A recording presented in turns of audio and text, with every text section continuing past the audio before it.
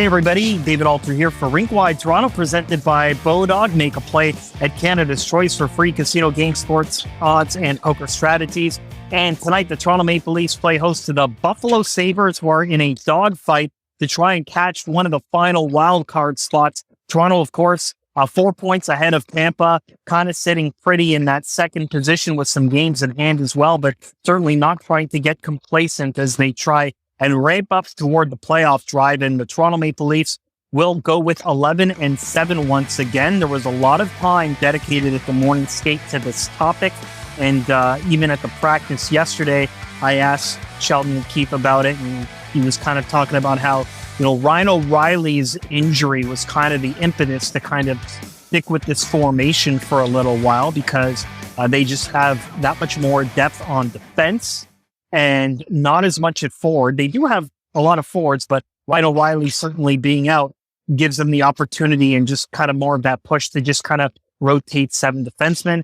Tampa Bay Lightning won the Stanley Cup twice, rotating 7 different defensemen for a lot of their games during those playoff runs. And of course, last year going to the final, doing the exact same thing as well. So it behooves the Toronto Maple Leafs to continue to experiment with 11-7. And so they'll figure out if that's the right call going into the playoffs, or if they'll kind of go with 12-6. So for tonight, Alex Steeves will sit out again, even though he was called up for the practice and was on that third line there. But the third line will be the one that kind of rotates with different wingers as the Leafs kind of find the right mix of 11 forwards there. Interesting, in that last game against Edmonton, when they did go with 7 defensemen, no defenseman played fewer than 12 minutes. So they seem to have a good rotation going. Eric Gustafsson, again, will act as that 7th defenseman. And the big news is Luke Schenn, as we are recording this, is on a flight to Toronto and will join his teammates. He and his wife, Jessica,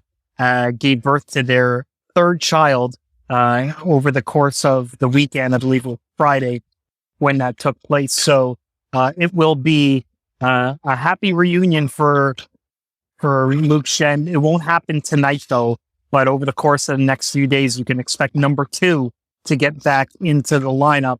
And what a homecoming that will be. A lot of Leaf fans have been waiting for Schenn to play his first game at home since being reacquired from the Vancouver Canucks in exchange for a 3rd-round draft pick in 2023. So that will be a fun little experiment there. Matt Murray gets the start in goal. It's the first time that he will make consecutive starts in the net since mid-January. And then at that point, we didn't see him for a long time because he had an ankle injury.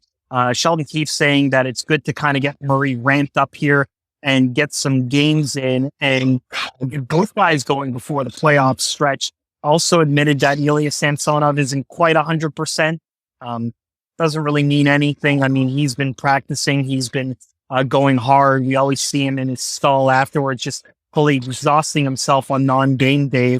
And maybe it has something to do with on February 25th when the Leafs played against the Kraken.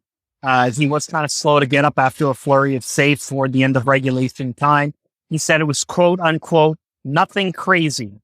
So they're just going to rest him and kind of use both guys here.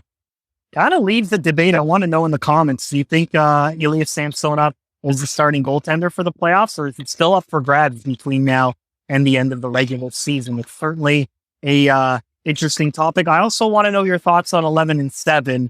If you think that that's the right formation, given the Leafs have so many different defensemen. Of course, Luke Schenn is going to factor into that 7 defensive mix as well. So there's certainly a lot of line matching and figuring out and kind of seeing what the optimal look is for the Maple Leafs between now and April, when the games really start to take on a whole new meaning. Myself and Rob Wong will have your post-game show. Make sure you rate and subscribe on all of your favorite podcast platforms to Rink-Wide Toronto, presented by Bodog, Canada's home for casino games and sports odds, where everyone goes to play. Rink-Wide Toronto, pregame, postgame, every game.